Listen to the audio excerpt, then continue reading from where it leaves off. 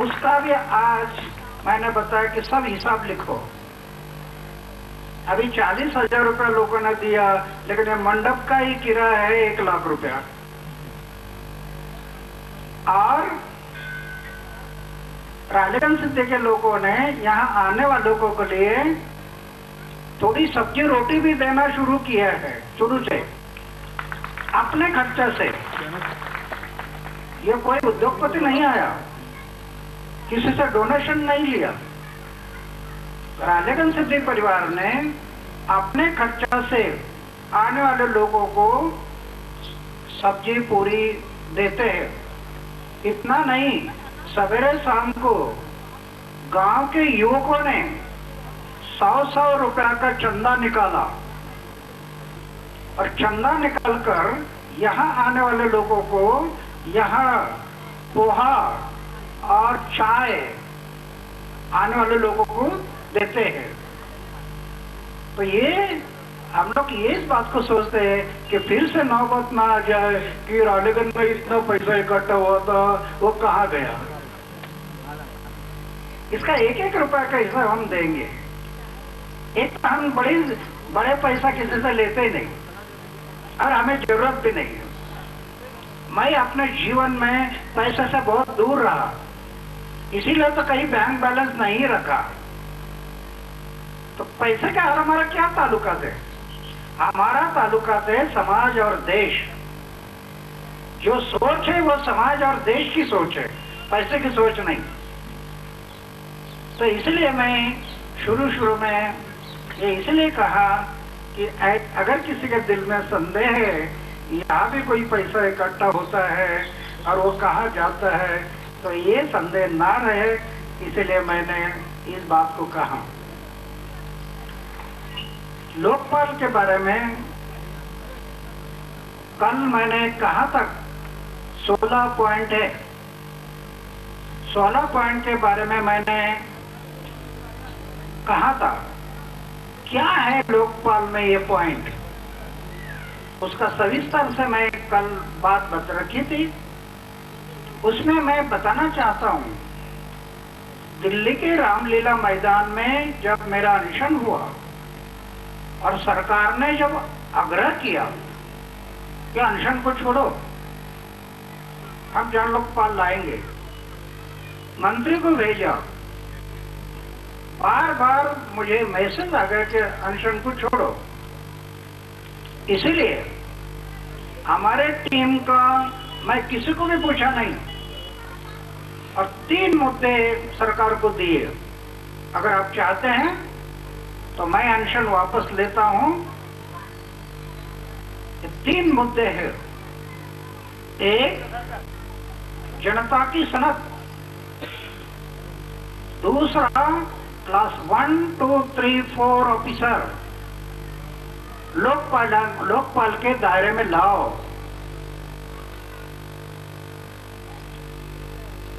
और तीसरा, लोकपाल तो दिल्ली में बनेगा, केंद्र के लिए बनेगा, लेकिन राज्यों का करप्शन खत्म करने के लिए हर राज्यों में सशक्त लोक आयुक्त लाओ। ये 3 मांगे थी और वो बोर्ड है, पंत प्रधान जी ने मुझे लिखकर दिया था। ये 3 मुद्दों पर संसद में रेजोल्यूशन पास हुआ था और वो नहीं लाया था कि हमारा कहना था कि आप आश्वासन देते हैं और पालन नहीं करते हैं, ये धोखाधड़ी है जनता के साथ। इसीलिए फिर से मैं अनशन शुरू किया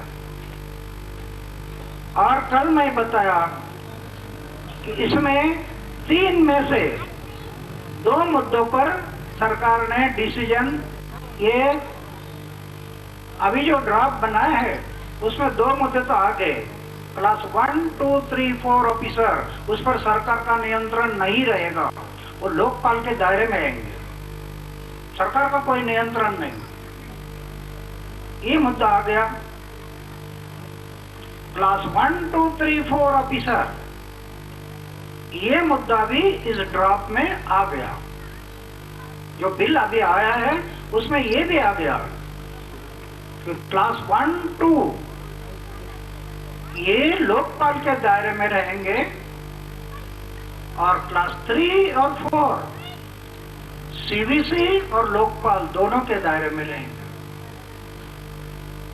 तो हमारे जो 3 मुद्दे थे और तीसरा सिटीजन चार्टर है, वो बिल अभी लोकसभा में अलग से कानून बनाने के लिए रखा है। तो इन 3 मुद्दों का तो मुझे समाधान हो गया। उसके अलावा और 13 मुद्दों पर जो लिखा गया है, वो 13 मुद्दे भी बहुत अहम है कि सीबीआई का कंट्रोल सरकार का निकाल दिया इस बिल में। सीबीआई पर जो सरकार का कंट्रोल था वो नहीं रहेगा। ये जो बात आ गई बहुत महत्वपूर्ण है। ऐसे 13 मुद्दे जो है वो मैं देखा, और देखने के कारण मैंने कल जो सरकार को बताया कि आपने जो ये बिल रखा है इसका मैं स्वागत करता हूं कि बहुत अहम मुद्दे हैं। ये जो 16 मुद्दे हैं बहुत महत्वपूर्ण मुद्दे हैं, और इसलिए मुझे लगा कि ये बिल जो आया है जनता के भलाई का बिल है, देश के भलाई का बिल है। ये मुद्दों को देखते हुए मैंने कल ये बात कही थी और सरकार को भी मैंने बताया कि आपने ये जो बिल लाया है राज्यसभा में रखा है, मैं इसलिए आभारी हूँ।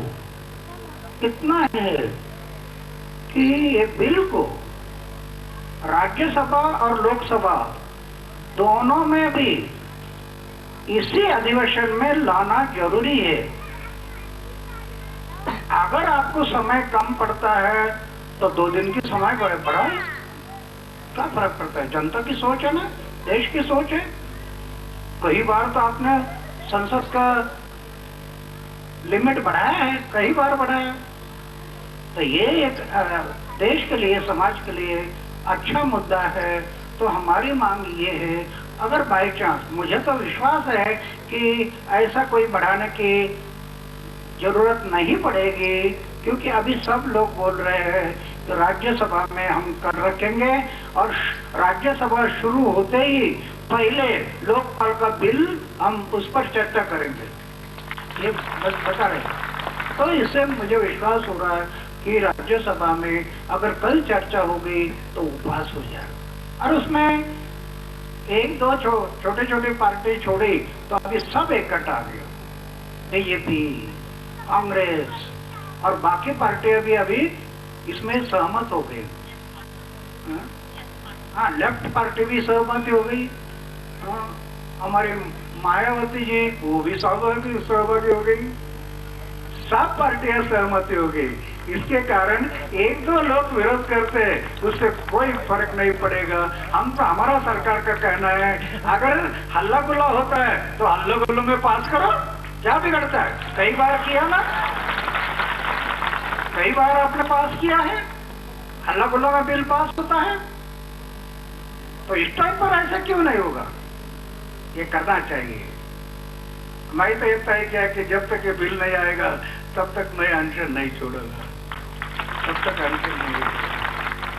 तो मेरी विनती है सरकार को कि इस बिल को कल, अभी 5 दिन का अधिवेशन बाकी है, 5 दिन में आप बिल में लाए तो ये आ सकता है, दोनों तरफ आ सकता है, राज्यसभा में भी आ सकता है और लोकसभा में भी आ सकता है।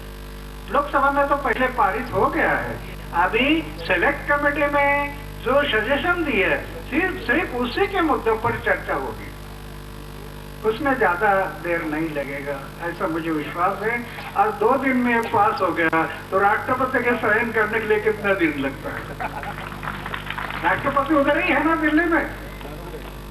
तो इसलिए मुझे विश्वास है कि ये बिल एक अच्छा बिल है, ऐसा मुझे लग रहा है।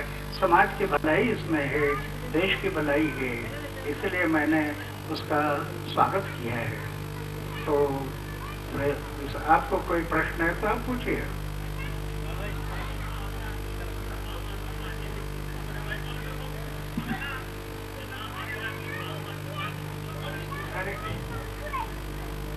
आदमी पार्टी की एक प्रेस कॉन्फ्रेंस हुई, उसमें अरविंद केजरीवाल, प्रशांत भूषण जी ने ये कहा कि ये सरकारी लोकपाल बिल जो है इससे भ्रष्टाचार दूर नहीं होगा, चूहा भी जेल में नहीं जा पाएगा। उन्होंने ये भी कहा सीबीआई इस बिल में जो उन्होंने सरकार ने अपने हाथ में ही रखे, इसका जो नियंत्रण है ये सरकार के पास ही रहेगा, ऐसा उनका कहना। बिल में देखो ना, बिल में सीबीआई का कंट्रोल निकाल दिया है इसमें से, सरकार का कंट्रोल नहीं है। जो मामला सीबीआई को दिया जाएगा, जो केस लोकपाल सीबीआई को देगी उसकी रिपोर्टिंग बैक जो सीबीआई सरकार को नहीं करेगी कभी भी, वो लोकपाल को ही देगी, तो वो उतने हिस्से में पूर्ण स्वतंत्र है। आनंद जी, मेन मुद्दा आपको जो जानकारी है इस बिल के बारे में वो पूरी नहीं है, उनके हिसाब से आपको जानकारी पूरी तरह से नहीं दी गई है, इसीलिए आप इस बिल को मंजूर कर रहे हैं, क्या आपका कहना है? अगर पूरी नहीं है तो बिल को पढ़कर मैंने देखा ना, बिल को शायद जो ये हम लोग स्वीकार किया ये बराबर नहीं कहते होंगे, शायद उन्होंने बिल पढ़ा नहीं होगा, ऐसा मुझे समझ में आता है। और दूसरी बात है, अगर उनको लगता है कि उसमें कमी रह गई तो हम आंदोलन किया, जो कुछ हम पूरा किया, बाकी बचा है, आप भी आंदोलन करो और पूरा करो। क्या बिगड़ता है? एक प्रश्न किरण जी से। Kiran ji, Arvind has said this specifically to you that Kiran Bedi has always been advocating that CBI should be autonomous and independent, but he feels that this is not the case in this bill. I know that you have mentioned to media that they have not read the draft of the bill properly. What's your reaction to this? No, it's clarified. Any matter which Lokpal gives to CBI, CBI will not have to deal with the government at all. Government cannot interfere in that matter. It has to report back to Lokpal, which means almost the anti-corruption wing goes back to Lokpal. Do you want Lokpal to investigate Arushi murder cases like that? Do you want Lokpal to investigate other kinds of offences, murders, etc., which also CBI sometimes take up? Or do you want the Lokpal to be focused on anti-corruption? The anti-corruption part of the Lokpal is now, the anti-corruption part of the CBI will only report to Lokpal, which means whatever is referred by Lokpal to CBI, the government has nothing to interfere. CBI will have independent prosecution, CBI will have its own lawyers, CBI has its own budget, so where is CBI dependent? So I think Arvind Kejriwal should reread the bill if he has not read it.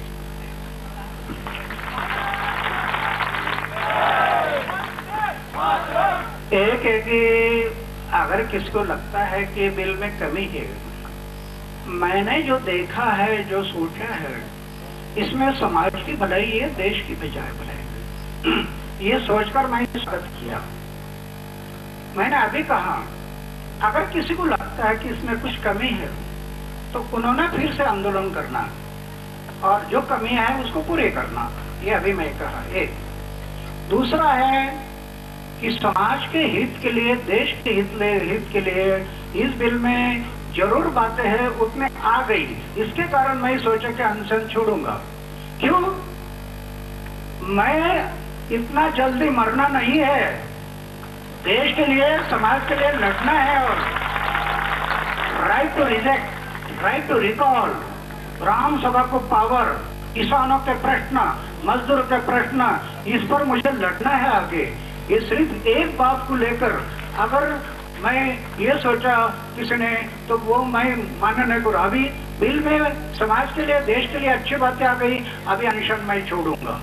मैं उसके लिए अभी मरूंगा नहीं, सब बातें हमारी सरकार में मान्य करनी चाहिए, यही आग्रह था रामलीला मैदान में। तो क्या आपको मारना चाहते थे अन्ना?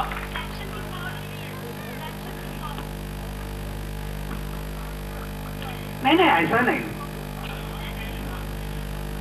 ऐसा नहीं।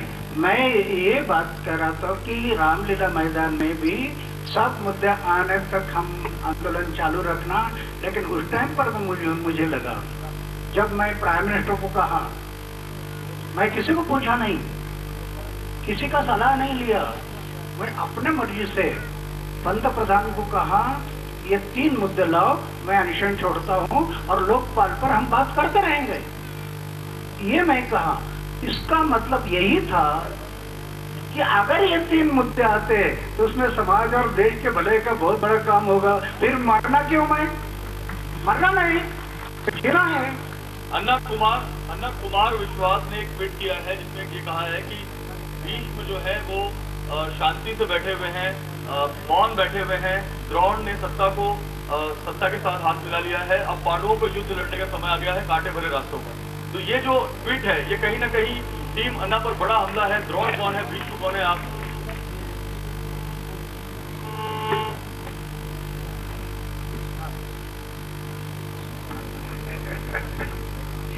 क्या है, मैं पहले से कह रहा हूं कि अरविंद और केजरीवाल को क्यों जोड़ रहे हैं? उनको जो करना दो, हम जो करना दो। अगर विश्वास कहता है तो उनके विचार है, हमारे विचार हम अमल कर रहे हैं, उनके विचारों को उन्होंने अमल करना।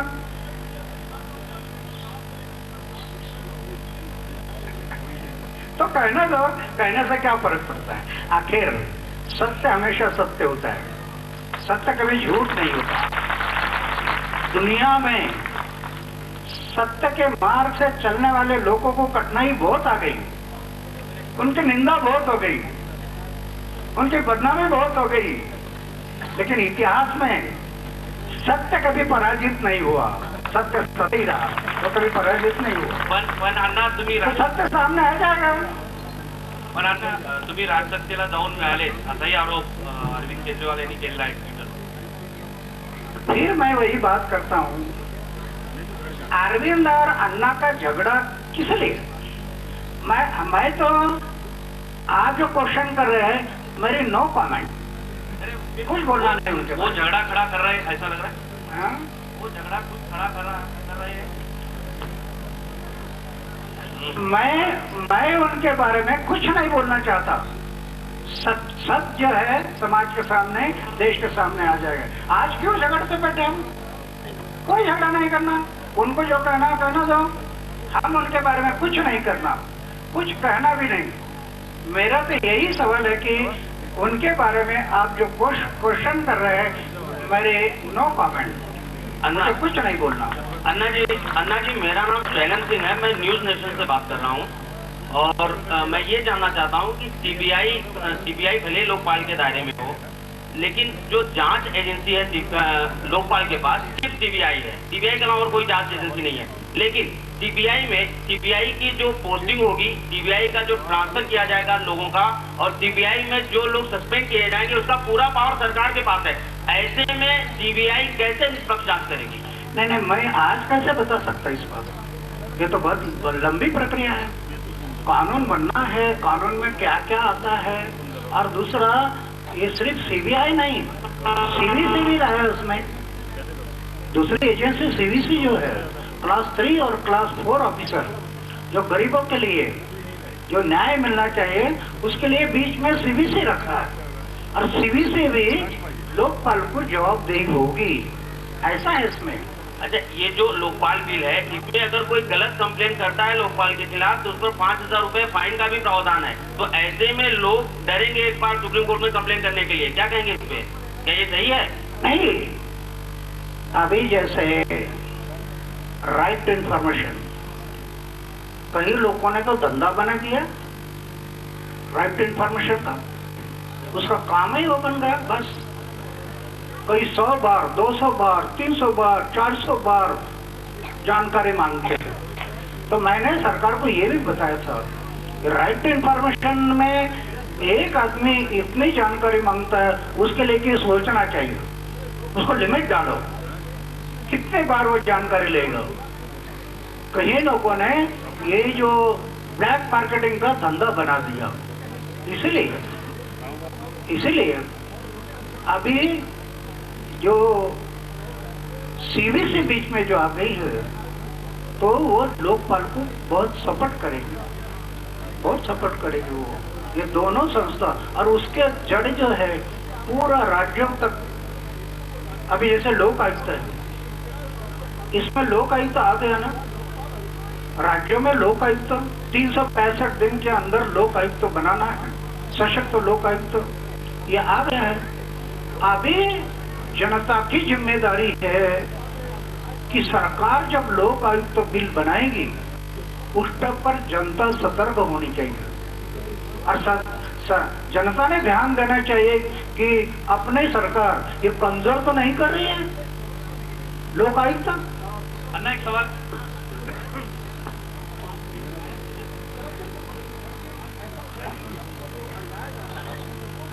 नहीं वो ठीक है, वो जो फाइंड है